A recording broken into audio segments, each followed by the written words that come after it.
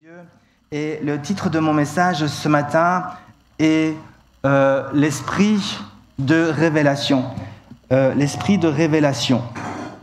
Nous allons méditer sur ce thème donc de la révélation de Dieu ce matin, Bible en main, parce qu'il y a aussi beaucoup de versets que j'ai affichés, qui seront affichés à l'écran au fur et à mesure qu'on va avancer dans ce message. Et vraiment, l'idée et le but de ce message ce matin, c'est que nous puissions peut-être à nouveau prendre conscience des temps que nous sommes en train de vivre aujourd'hui. J'aimerais vraiment vous dire que nous sommes dans des temps incroyables. Nous sommes dans des temps vraiment incroyables, exceptionnels, extraordinaires. Nous sommes dans des temps de révélation comme jamais auparavant. Et il y en aura plus des temps comme ça, des temps de grâce comme on peut les vivre aujourd'hui. C'est juste incroyable. On est une génération, et des fois on ne se rend pas compte, mais on est une génération bénie. L'Église, la génération de l'Église, c'est une génération qui est vraiment bénie. Et j'aimerais vraiment que vous puissiez, on va ensemble essayer d'à nouveau prendre conscience de ces temps que nous sommes en train de vivre. Et la question qui voudra se poser, c'est, dans ces temps incroyables de révélation, qu'est-ce que moi je fais avec mon temps ?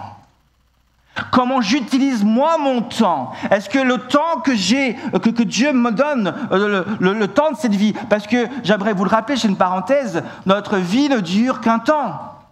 On a eu un enterrement, une cérémonie, notre sœur Claire Régamé qui est décédée, j'ai envoyé l'annonce, et c'est des choses on se rappelle de ces choses-là, surtout quand je suis dans un enterrement, on se rappelle que la vie ne dure qu'un temps.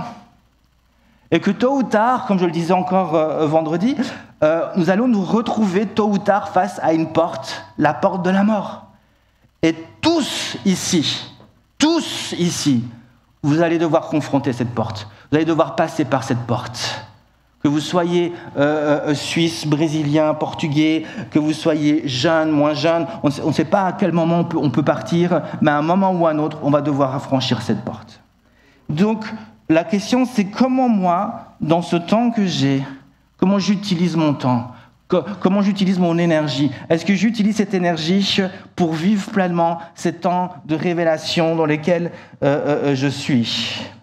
Donc, essayons donc de comprendre ce matin l'importance de la révélation de Dieu. Après la chute d'Adam et Ève, les hommes et les femmes qui vont se multiplier sur la terre vont sombrer donc dans le péché. Rapidement, un petit survol rapidement. On est déjà à Genèse chapitre 6. Et donc Dieu va vouloir éradiquer l'homme, va devoir supprimer toute l'humanité et va le faire avec le déluge en choisissant aussi un homme, Noé. Il va sauver Noé, il va sauver aussi... il va sauver aussi donc les animaux pour pouvoir ensuite, à partir de Noé, repeupler la terre. Et donc après ces événements, Dieu va choisir un homme, Abraham. Il va choisir cet homme parce qu'il va donner naissance à un peuple, qui est donc le peuple d'Israël. Et ce peuple d'Israël fut choisi parmi toutes les nations pour être le peuple de Dieu, donc la lumière des nations. Et en tant que peuple choisi, donc Dieu résidait au milieu de ce peuple. Il était là. Sa révélation était au sein de ce peuple. Et donc Dieu va faire alliance avec ce peuple au travers de Moïse. Il va faire alliance avec ce peuple au travers de Moïse. Et c'est à ce moment-là que Dieu va venir habiter au milieu de ce peuple. Et Dieu va donner les instructions à Moïse pour qu'un tabernacle soit construit. Et ce tabernacle était en quelque sorte le temple de Dieu. Le tabernacle était une sorte de temple mobile, où Dieu venait résider, où Dieu venait se manifester. Et il faudra bien sûr attendre le règne du roi Salomon, fils de David, pour voir le premier temple fait de pierre faire son apparition en Israël et remplacer le tabernacle. Et durant toute la période donc, de l'ancienne alliance, de cette alliance de la loi de Moïse, Dieu donc se révélait à son peuple par les prophètes, ou parfois même par les prêtres en fonction dans le temple. La loi de Moïse aussi, bien sûr, était la révélation de Dieu, et donc aussi un moyen de connaître Dieu et les commandements et les lois de Dieu.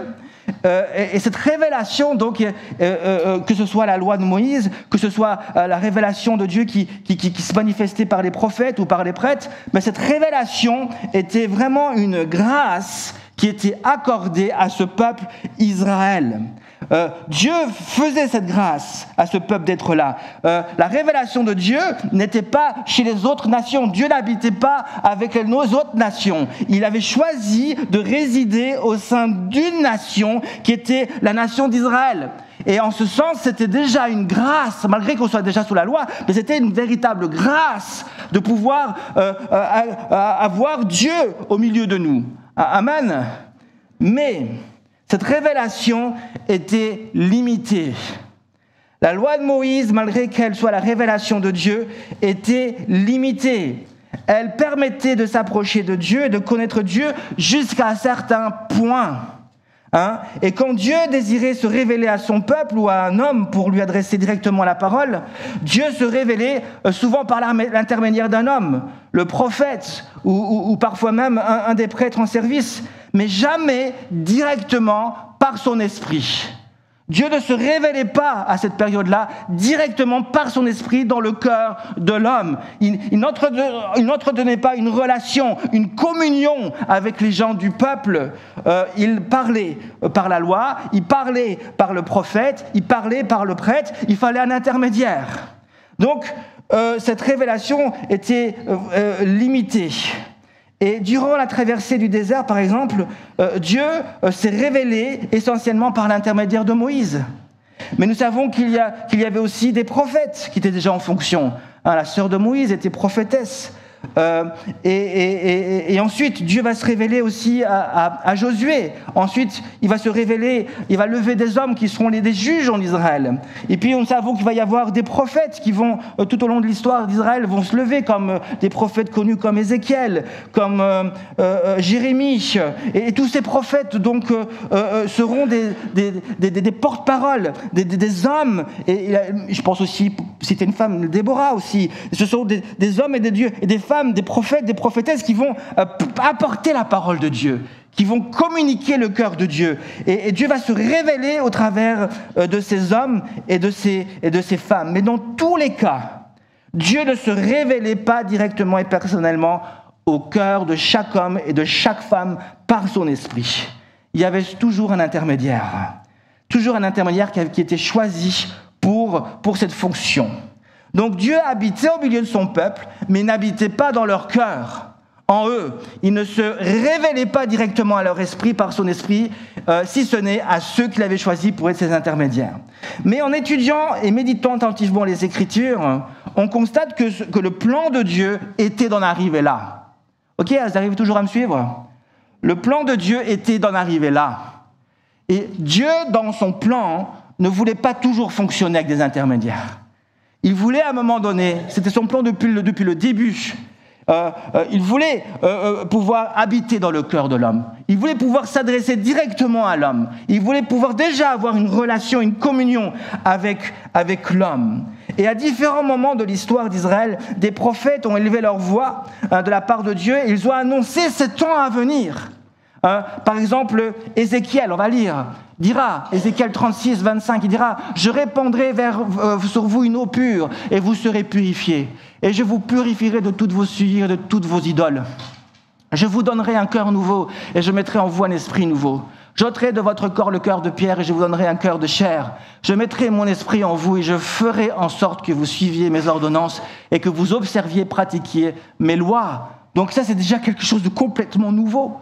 De révolutionnaire que le prophète est en train de prophétiser. Mais déjà avant, déjà presque un siècle avant, le prophète Jérémie avait prophétisé quelque chose de similaire. Il dira « Voici les jours viennent, dit l'Éternel, où je ferai avec la maison d'Israël et de Juda une alliance nouvelle, non comme l'alliance que je traitais avec leur père, le jour où je les ai saisis par la main pour les faire sortir du pays d'Égypte, alliance qu'ils ont violée.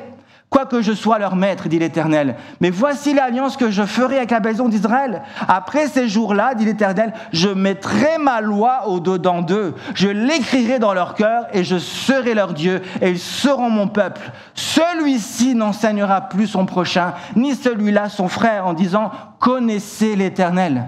Car tous me connaîtront, depuis le plus petit jusqu'au plus grand, dit l'Éternel, car je pardonnerai leur iniquité et je ne me souviendrai plus de leurs péchés. Alléluia. Nous sommes dans cette... On parle de pardon. Est-ce que, quand on parle de pardon, vous pensez à qui? À Jésus. Jésus a pardonné. Jésus a pris nos péchés. Et nous pouvons déjà vivre ces choses-là. Nous pouvons déjà vivre ces choses-là. Et nous sommes dans des temps de révélation. Et Dieu fait une nouvelle alliance avec Israël, mais aussi avec tous les hommes. C'était le plan de pas seulement s'en tenir à Israël, mais de répandre ça à toutes les nations. Et cela est devenu une réalité à la Pentecôte après l'ascension de Dieu. Mais il fallait que ça commence par Israël. Et Dieu va accomplir cette parole-là en commençant par Israël. Et quand Dieu va répandre son esprit, il va les répandre sur des Juifs, sur 120 Juifs qui étaient rassemblés dans cette chambre haute, certainement la maison de Pierre. Il va répandre son esprit des Juifs, disciples de Jésus, mais c'était des Juifs. Et Dieu va répandre son esprit sur eux. Et lorsque Dieu va répandre son esprit, vous connaissez, il va y avoir ces manifestations de l'esprit, ils vont se mettre à parler en langue, et ainsi de suite. Et Pierre va citer un autre prophète pour expliquer ce qui est en train de se passer. Il va citer le prophète Joël. Il dira, mais c'est ici ce qu'a dit le prophète Joël. Dans les derniers jours, dit Dieu, je répandrai de mon esprit sur toute chair. Vos fils et vos filles prophétiseront. Vos jeunes gens auront des visions et vos vieillards auront des songes. Oui, sur mes serviteurs et sur mes servantes, dans ces jours-là, je répandrai de mon esprit et ils prophétiseront. Et d'après donc cette parole du prophète Joël, ces temps que nous vivons aujourd'hui et qui sont les derniers, sont des temps que nous sommes appelés à vivre dans la présence du Saint-Esprit. Ce sont des temps où Dieu se révèle par le Saint-Esprit. Non pas par un intermédiaire, mais il l'utilisera aussi, bien sûr, comme le pasteur ou autre, mais il le fait par son esprit. Et Dieu veut se révéler dans ces derniers temps, il veut se révéler aux gens de notre famille. Il veut se révéler à nos collègues de travail, à nos amis à l'école, à nos ennemis aussi, à ceux qui nous font du mal. C'est un temps incroyable de révélation. Il n'y a plus de limites à l'Esprit de Dieu. Il veut venir toucher, révéler. Souvent on se dit, mais pourquoi moi et pas un autre? Ça peut changer. Ça peut changer.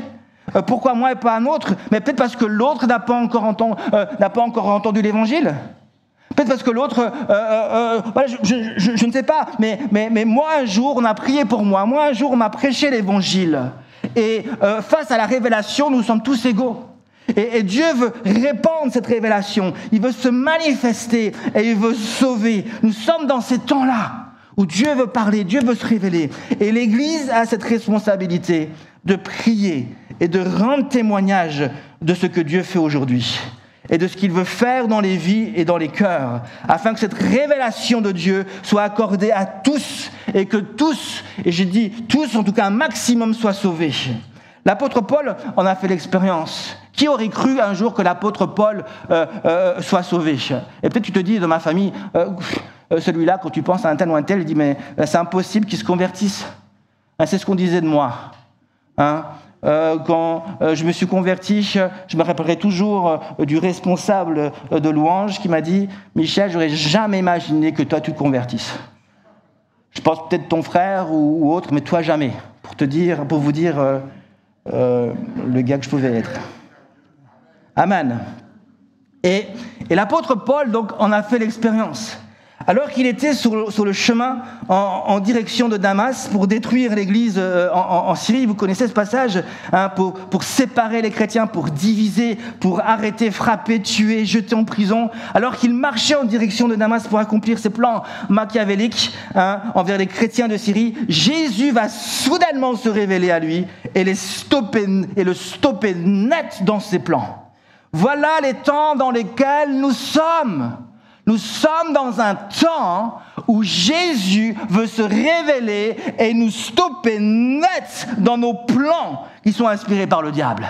Il veut se révéler dans ce monde à Lausanne et stopper net les jeunes, les moins jeunes, tous ceux qui sont en train de marcher sur un chemin qui n'est pas le chemin de Dieu. Il veut les stopper net, se révéler à eux puissamment et les rediriger leur redonner une direction. C'est ce qu'il a fait avec moi-même. Jésus est venu dans ma chambre, alors que j'avais 20 ans, je ne vais pas refaire ce témoignage, et il m'a stoppé net. Il m'a redirigé vers le ciel, vers la gloire, vers l'appel qui était le mien. Et Dieu veut te rediriger. Il veut rediriger l'Église, il veut rediriger le monde, il veut rediriger les gens de Lausanne, il veut les rediriger dans l'appel qu'il a prévu pour eux. Amen. Oh Jésus, nous sommes dans des temps spéciaux, particuliers. Et la Bible nous rapporte que Paul donc va tomber littéralement par terre, par la puissance de Dieu, par cette révélation. Et Jésus va se révéler à lui de cette manière. Il dira, comme il était en chemin, on va lire ensemble, comme il était en chemin et qu'il approchait de Damas, tout à coup une lumière venant du ciel resplendit autour de lui. Il tomba par terre et il entendit une voix qui lui disait, « Saul, Saul, pourquoi me persécutes-tu » Il répondit, « Qui es-tu, Seigneur ?» Et le Seigneur dit, « Je suis Jésus que tu persécutes. » Depuis cette révélation, et à partir de cette révélation, écoutez-moi bien, celui qui persécutait l'Église de Dieu va devenir un des plus efficaces instruments entre les mains de Dieu pour bâtir l'Église qu'il est forcé de détruire. Saul de Tarse, le pharisien zélé, va devenir l'apôtre Paul, un apôtre et disciple passionné de Jésus. Et tout cela est né à partir d'une révélation. Ce sont les temps dans lesquels nous sommes. Je suis tellement excité juste en disant cela. Les cœurs les plus durs se brisent par la révélation de Jésus. Oh, priez. Vous avez des gens de votre famille qui ne croient pas encore. Nous sommes dans des temps où Dieu veut se révéler. Si vous entendez des gens dire non, les gens de ma famille, vous entendez un tel ou un tel dire, mais non, tes enfants, ils vont jamais venir à Jésus, c'est impossible. T'as vu comment ils sont? Ils font les 400 coups, ils se droguent, ils font ci, ils font ça. J'aimerais vous dire que nous sommes dans des temps où Dieu fait l'impossible. Dieu se manifeste, il se révèle. Donc continuez de croire, même si aujourd'hui vous regardez un tel ou un tel, vous dites non, c'est pas possible, vous pleurez, mais vous voyez son cœur dur, mais Dieu aussi le voit, et Dieu par sa révélation peut briser les cœurs durs et amener à genoux face à sa croix. Croyez-y, continuez de persévérer et de prier de tout votre cœur. Alléluia. Nous devons comprendre donc une chose, mes amis. Cette révélation n'a pas été donnée à Saul de Tarse par hasard. Il faut quand même qu'on puisse le comprendre, cela. L'Église priait. Alors, en tout cas, ce n'est pas possible autrement. Il n'y a pas de texte explicite qui nous dit que l'Église vraiment priait en ce moment pour l'apôtre Paul, mais ça ne peut pas être autrement. Ça ne peut pas être autrement parce que la parole de Dieu est assez claire à ce sujet. Quand Jésus se présente à Saul, il se présente comme étant la personne que Paul persécutait. Jésus vient au nom de l'Église. Jésus, quand il se révèle à Paul, il ne dit pas « Mais pourquoi tu persécutes l'Église ?» Non, il dit « Pourquoi me persécutes-tu » Parce que Jésus est la tête de l'Église. L'Église est son corps. Et quand tu touches l'Église, tu touches à Jésus. Et si Jésus ici peut se manifester, c'est parce que le corps était certainement en action. Le corps, c'est-à-dire nous, c'est-à-dire les chrétiens qui étaient à Syrie, ils étaient certainement en train de prier, ils étaient en train de s'opposer au plan de Paul. Et alors qu'ils s'opposent, Jésus peut agir au travers des prières de l'Église et se manifester et se révéler. Et quand tu pries pour les gens de ta famille et que tu intercèdes, tu permets à Jésus d'aller de l'avant. Tu permets à Jésus de tracer un chemin et de trouver le chemin du cœur des uns et des autres pour qui on prie et de se révéler avec force et puissance. Alors continuons de prier, continuons d'intercéder, continuons de proclamer la parole de Dieu avec sagesse et permettons à Jésus de se manifester dans les cœurs. Amen. Oh, il fait chaud ici.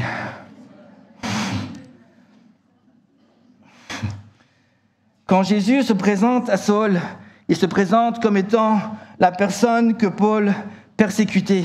Il vient au nom de Jésus et puis il veut venir au nom de Jésus. À chaque que tu pries, il veut venir en ton nom. Il veut venir en ton nom, il veut se manifester. Mes amis, nous sommes dans des temps particuliers. Nous sommes dans des temps, comme je le répète exprès, des temps de révélation. Et nos prières peuvent faire la différence. Notre témoignage peut faire la différence. Sur la fin de son ministère sur terre, Jésus va commencer à enseigner cette vérité de la révélation de Dieu à ses disciples. Alors, quelle était cette vérité ? L'homme a besoin d'une révélation venant du Saint-Esprit pour comprendre qui est Dieu et le connaître. C'était l'enseignement. Et donc, dans l'évangile de Matthieu, au chapitre 16, Jésus va poser une première question à ses disciples, que la plupart connaissent. Il dira, exactement, il dira « Qui suis-je au dire des hommes ? Moi, le Fils de l'homme. » Donc, qu'est-ce que la foule dit de moi ? Et ils vont dire les réponses ils vont dire ce qu'ils ont entendu à Jésus. Et ensuite, juste après cela, en complicité avec le Saint-Esprit, Jésus va poser une deuxième question, mais qui s'adresse vraiment personnellement à chaque disciple. Il va leur dire « Mais vous, qui dites-vous que je suis ?» Et c'est à ce moment-là que Pierre va recevoir donc cette révélation que Jésus était le Christ, le Fils du Dieu vivant. Et Jésus va lui dire que cette révélation lui a été donnée par le Saint-Esprit. Et c'est exactement l'enseignement que Jésus désirait donner à ses disciples. La foule avait une opinion de Jésus. Elle disait Jésus est ci, Jésus est cela, Jésus est un prophète comme Ézéchiel, ainsi de suite. Et quelque part, ils n'avaient pas tout à fait faux, mais ils n'avaient pas aussi raison. Ils avaient une opinion. Oui, Jésus était un prophète, c'est vrai, mais il n'était pas un prophète qui venait comme un prophète de l'Ancienne Alliance. Il était bien plus que ça. Il était le prophète annoncé par Moïse. Il était le Fils de Dieu. Il était plus qu'un simple prophète. Il était le Fils du Dieu. Il était le Sauveur, le Seigneur. Il est celui qui a sauvé. Il est celui qui vient permettre au Saint-Esprit d'habiter dans nos cœurs. Il est celui qui vient tracer un chemin aussi pour l'éternité. Et donc, la foule avait une opinion, mais leur opinion ne suffisait pas. Et tu peux avoir une opinion de Jésus. Tu peux avoir une opinion même des uns et des autres, mais ton opinion de Jésus, de Dieu, te permettra de connaître Dieu à un certain niveau, mais ne te permettra pas de connaître Dieu tel que Dieu veut être connu. Et c'est ça la question. Il ne suffit pas juste de connaître Dieu, mais nous sommes appelés à connaître Dieu tel qu'il veut être connu. Et comment Dieu veut-il être connu dans ces derniers temps ? Il veut être connu comme un peu deux personnes qui s'aiment et qui ont une relation, mais sur le plan spirituel, c'est-à-dire au niveau de l'esprit et du cœur. Il aimerait que mon esprit et mon cœur soient en relation avec lui. Et avoir une opinion de Jésus ne permet pas cela. Et Jésus est donc le Christ, le Fils du Dieu vivant, et il veut se révéler de cette manière-là à mon cœur. Maintenant, si cela est vrai, la vérité que Jésus veut mettre en avant est celle-ci. Il est impossible de vivre cette présence de Dieu et de marcher personnellement avec Dieu sans cette révélation du Saint-Esprit. C'est pour ça que nous devons l'accueillir. C'est pour ça vous devez vivre des temps avec le Saint-Esprit. Vous devez l'inviter dans votre cœur. Vous devez apprendre à prier. Et si vous ne parlez pas en langue, demandez à Dieu qui vous donne cela. Ou priez avec le Saint-Esprit. Demandez à Dieu qui vous visite. Demandez à Dieu qui vous touche profondément. Et vous allez voir, le Saint-Esprit va vous révéler Jésus. Le Saint-Esprit va vous aider à grandir dans cette relation avec Jésus. Parce qu'il est là pour cela. Il est là pour cela. Le Saint-Esprit est à ce point important. Il est le seul capable de dévoiler qui est Jésus, afin que nous puissions le connaître. Et le seul capable d'aller là où moi, peut-être, je ne peux pas aller. Il voit les cœurs, il voit les gens, alors que un tel est en train de faire des choses et qui ne rendent pas gloire à Dieu, alors qu'un tel se cache pour pécher. Le Saint-Esprit, lui, il voit ce que tel ou tel fait. Et alors qu'il est en train de pécher, le Saint-Esprit est capable d'aller là où il est et le convaincre de pécher. Alors que moi, je prie complètement ailleurs. C'est ce qui s'est passé avec moi. J'étais dans une boîte de nuit, en train de ne pas adorer Dieu, je l'assure. Et alors que je suis là, des chrétiens priaient, ma sœur priait, ma grande sœur priait, et le Saint-Esprit est rentré dans cette boîte de nuit parce qu'il n'a pas peur des boîtes de nuit, il n'a pas peur de là où il fait noir, il n'a pas peur des spots, il n'a pas peur des gens qui crient, il n'a pas peur des gens qui dansent n'importe comment, il n'a pas peur de la drogue, il n'a pas peur de la boisson, il n'a pas peur de ça. Et il avance et il touche les cœurs. Oh, il fait très chaud ici.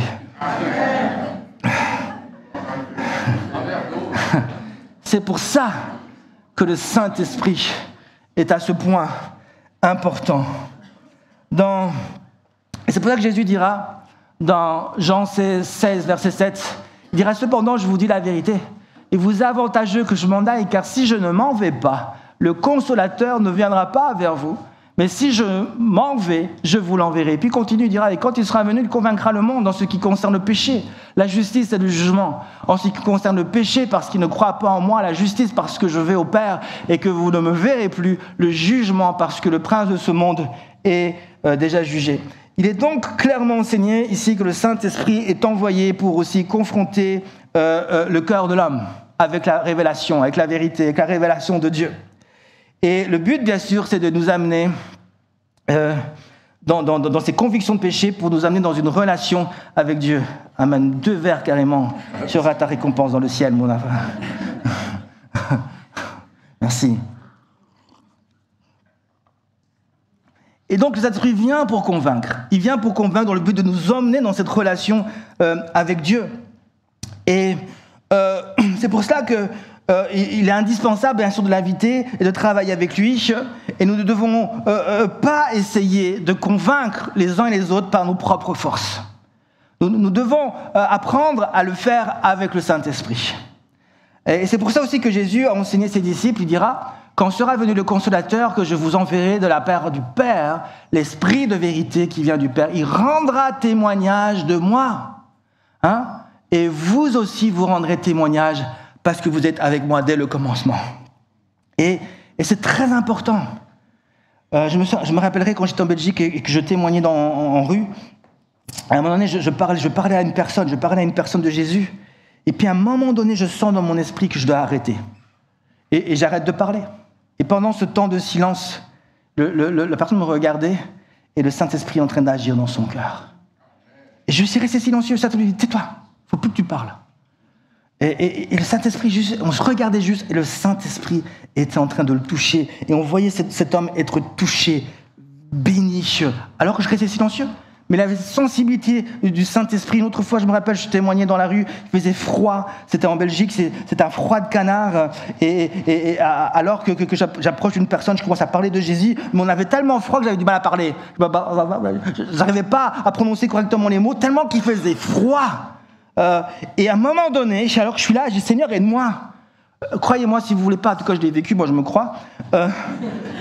Il a eu un feu, on a senti un feu qui a commencé à brûler. Il était un feu à brûler et on était réchauffés. C'est comme s'il avait un feu de camp. Puis même là, les personnes qui étaient là, ils ont dit il fait chaud là, qu'est-ce qui se passe? Puis on était réchauffés, puis j'ai pu commencer à parler, et puis elle était là, elle était waouh, et puis on a pu parler de Jésus, elle a donné sa vie à Jésus, c'était juste incroyable. Et le Saint-Esprit fait ce genre de choses. Il se révèle, il se manifeste.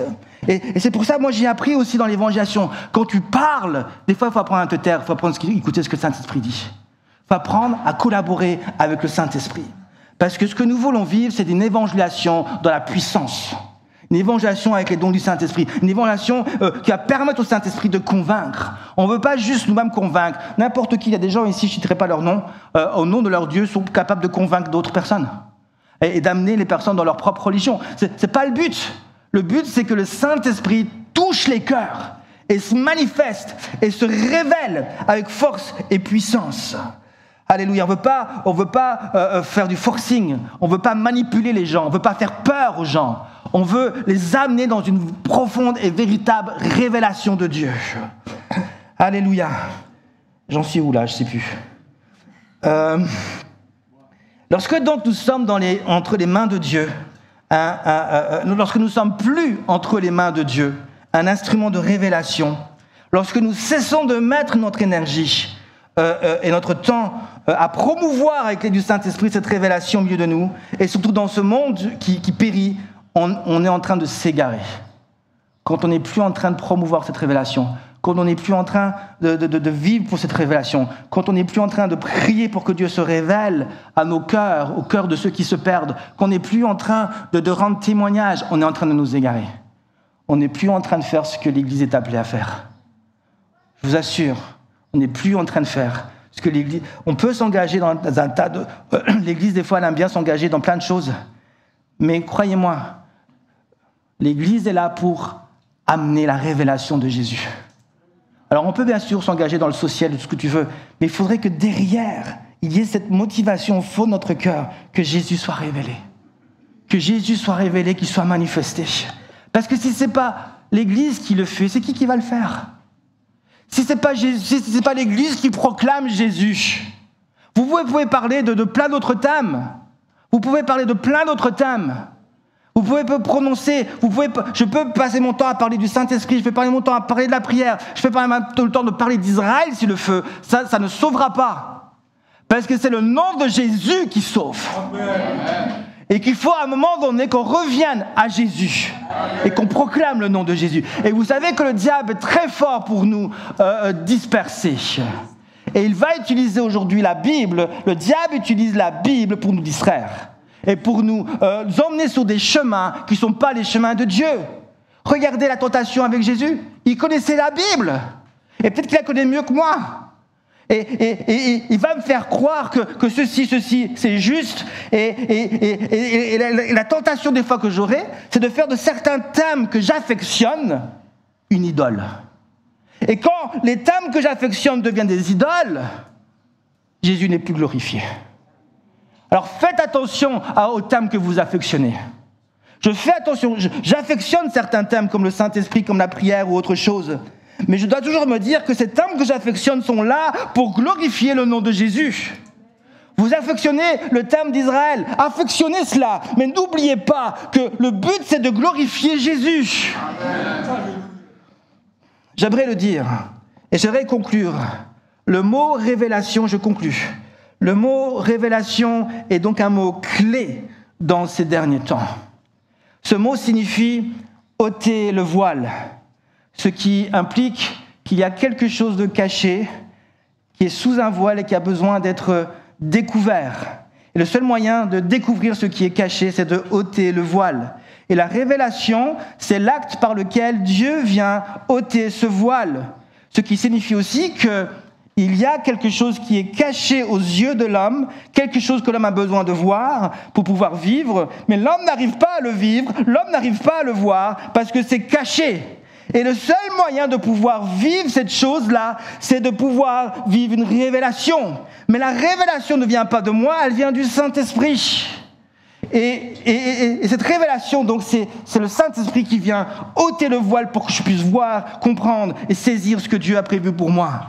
Aujourd'hui, il y a des gens de ta famille, des collègues de travail, des amis qui ne croient pas en Jésus parce que c'est caché à leurs yeux. Le voile doit être ôté. Et ce voile est ôté par la puissance du Saint-Esprit, mais bien sûr quand tu mets ta foi en Jésus. Quand tu mets ta foi en Jésus, tu permets au Saint-Esprit, bien sûr, de manifester, d'ôter ce voile.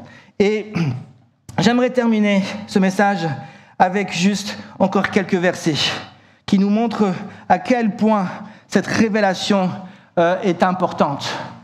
L'apôtre Paul, lorsqu'il a prêché aux Corinthiens, il dira aux Corinthiens, je ne suis pas venu comme un philosophe, je ne suis pas venu juste avec un art oratoire, je ne suis pas venu avec des mots bien choisis, non, je ne suis pas venu de cette manière-là, je suis venu, ma prédication était une démonstration d'esprit et de puissance, afin que votre foi soit fondée non sur la sagesse des hommes, mais sur la puissance de Dieu.